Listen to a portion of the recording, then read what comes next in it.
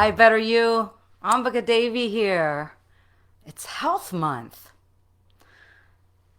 What I first want you to think about is how this body is a sacred temple. I wish we were taught this as little children, and if you're a parent, I'd love for you to begin teaching your children that we reside inside this. And it's kind of like our favorite t shirt or pair of jeans. Or for me, a long sleeve t shirt, maybe, and a pair of tights. But these can wear out over time. And so it's ever so important for us to really honor and take care of this body. Now we know, I'm sure we know, that vital substances are important in order for us to continue having this body create mobility, digest food, sleep well at night. And the first, of course, is breath. Breathing is something we take for granted. It's, of course, an automatic action that our body does. And we don't think, okay, now I'm going to take an inhalation. Now I'm going to have an exhalation. Now I'm going to take another inhalation, and so on. But it just does it. And the heart pumps, and the blood circulates and regenerates and rejuvenates. And everything we take into our body affects its ability and its level of health. I like to think of health as harmony, like music, rather than thinking about it like on and off, good and bad, positive, negative. So if we think of it like harmony, then it's subtle and it's not so obvious. We're not balancing it like a seesaw in the playground, but we're trying to get it to sing. Breathing, just a simple breathing exercise of pauses at the top of the breath. So that's after you take an inhalation, or at the bottom of the breath. So that's after you exhale. These are called in Sanskritam, which is Sanskrit, kumbhaka. These are pauses. These are powerful and super magical in what they can do to strengthen our bodies. The yogis say that we're given a set amount of breaths in our lifetime, and therefore it's ever so important to slow them down and soothe them and calm them. These practices of kumbhaka, of pauses when we're breathing, help to slow us down. These are great little practices to do if for some reason you're having some anxiety, or maybe your digestion feels off. You can't seem to get to sleep at night. Or maybe you awaken in the night because the mind is chattering. So these really, really help to calm the mind and quiet it. Exercise, we know this. It's super, super important. But you don't have to pound it. Just make sure you're walking enough. I like to go out and take a long break at one point in the day. Sometimes I'm taking shorter walks in the morning and then a longer walk in the afternoon, or sometimes I flip it and I do a longer walk in the morning and a shorter walk, maybe in the afternoon or after dinner. A lot has to do with the temperature too. So I like to get outside when it's sunny, especially when it's sunny, because that sunshine, we know it gives us vitamin D, and this is rejuvenative as well. Now, what we put into our mouth is important also. Drinking green smoothies. I was having one once. I talked a restaurant at Universal Studios into making me one the right way, with organic spinach and avocado and celery. And they looked at the color, the vibrant green color, and they thought, ah! And I said, yeah, I know. It looks like Slimer. from Ghostbusters, and they cracked up. And I said, hey, you should put it on the menu and call it a Slimer. I don't know if they will or if they did, but I thought it was a great idea. These will create higher levels of alkalinity and, in turn, more harmony. Now, there's a couple really simple, seemingly simple things that you may not be partaking in enough. Or, well, I'm sure you're doing a little bit, but one, maybe not at all. People are often freaked out when I tell them how old I am. I'm going to be 62 this year. And some days I wake up and I feel it. And some days I feel really vibrant. And if I am waking up a little bit sluggish, or maybe I ate something that didn't really feel harmonic with my body the day before, I know some things I can do that will then harmonize the state I'm in. Bathing. Now, I know in ancient times, people did not have access to enough clean water or enough water or the means to even heat the water up. It was difficult. They had to carry it from wells, and if you had to heat it up, you had to do it on a stove and pots. And I mean, imagine filling up a bathtub that way. It would take a long time or a lot of people helping you. But we have a luxury of baths. And there's a bath I particularly love to do, and I'm going to teach this to you.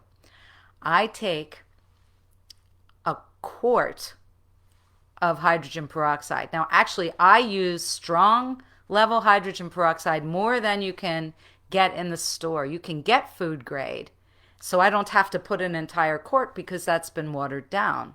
But about the equivalent of this. And then a couple pounds or at least 1 pound of Epsom salts in the tub and let it really melt into the water. And soaking in that creates a way for your skin to detox. And if you feel kind of slimy in the morning, because sometimes your body's detoxing in the night and you wake up with a film on you, or maybe you're going through something emotionally, and this is causing the body to detox, then this bath and soaking in it for at least 20 minutes. So if you have to put more hot water in, that's okay. And if you can stay in longer, it's even better. When I'm in the tub, I love to get my face into the water and turn around face down and get my ears into the water to let the water in my ears. Now, I know some of you don't like the sensation of water in your ears, but getting that moisture in there in that way is really, really important.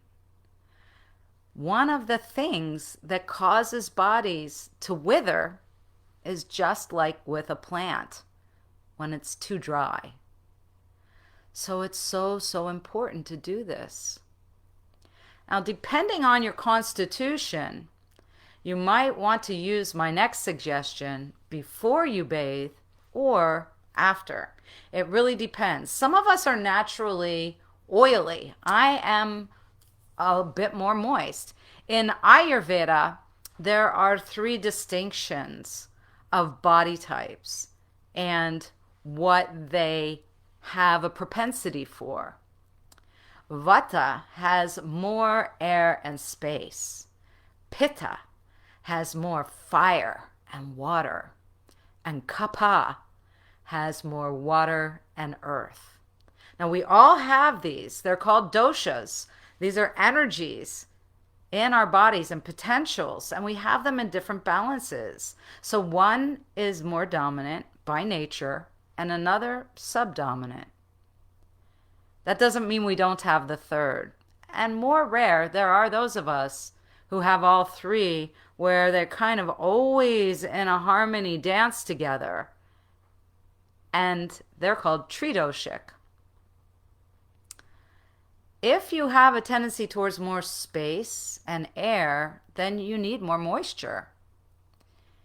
That doesn't mean if you have a tendency towards kapha, which is earth and water, you won't need moisture. But when you apply it to the body, can make a difference. believe it or not, using some oil before you bathe is an amazing practice, especially for those who are more vata and pitta. I love body oils, and the best way to do it is put some in your hand and let it warm. And at this point, you can use your own body temperature to do it. So I like to cover it with my hands.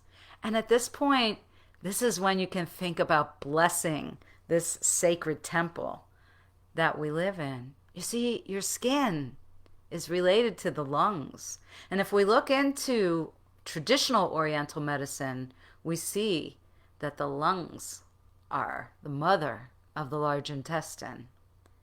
With this oil, we can say a little prayer or positive words or visualize and then smooth it over the hands before applying it to the body. And the oil is great for your hair as well. Keeping it moist will keep it from flying all over the place, and it's a whole lot better than chemicals that stiffen it up. Hey, I'm not against hair gel, but what I recommend is when you take that gel out of your hair, you get some oil into it. Now, if you're vata predominant, you would want to put the oil on before you bathe. So you'd want to do a warm oil massage on yourself, and you start at the crown of your head and work your way down. Now, if you're already a fan of face oils, that's great, but are you rubbing them around your ears? And especially behind your ear. Your ear has reflexes just like your hands and feet and your eyes. Everywhere in the body is a hologram of the greater. So we can go into different areas of the body and find points that will affect the entire body. This is how reflexology and acupuncture or acupressure, same thing, because they're using the points, affect us. And one of my favorites, foot reflexology. I taught that for so many years. And even myself, I forget sometimes to work on my feet. Sure, I keep something under my desk that gives me some foot reflexology. This is probably the most advanced kind of foot roller you've ever seen. It's got these little spikes on it, and you can really dig into the areas of your feet. That may be too much for you, but you can get softer versions, or you could use a tennis ball, or I like lacrosse balls. They have a little bit more power to them. And in this way, you can get into points in your foot. One of the most important points is just under the pads of the foot. So if we pretend this is the pad of my foot and these are my toes, that place where the big toe pad and the rest of the pad that goes under the other toes, it's like a little arrow. This is such a powerful point. You can find it in your hands too and work on it. This relates to our heart through these systems that I described.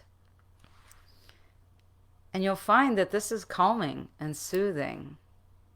So taking care of your skin through bathing and also good body oils.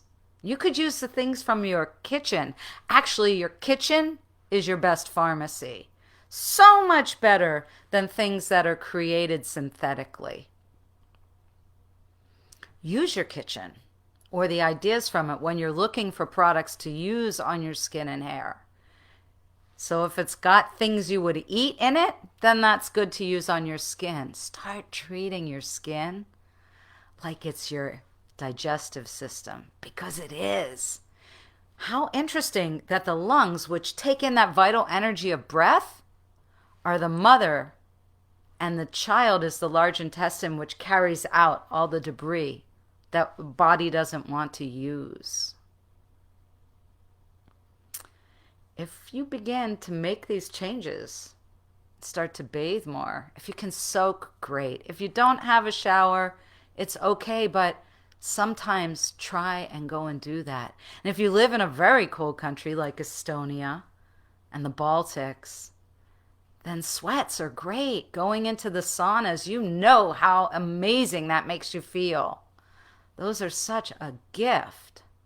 And if you live in the heat where I live, although it's cold right now, then you can just go outside and bake a little bit in the heat and the sun. That's why exercising is so good for us. It's not just about putting oxygen in the muscles and strengthening them with resistance, but it's also about creating heat.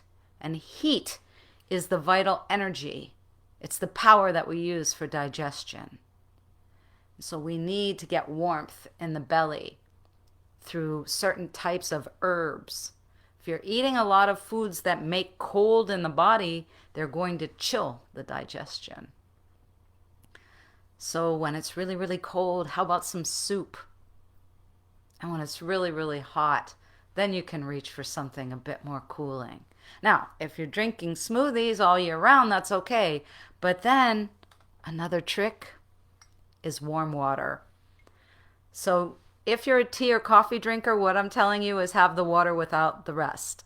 I know it may sound a bit icky, but having warm water helps your cells in your body to open and accept nutrition, but also to detox and let go of what no longer serves them.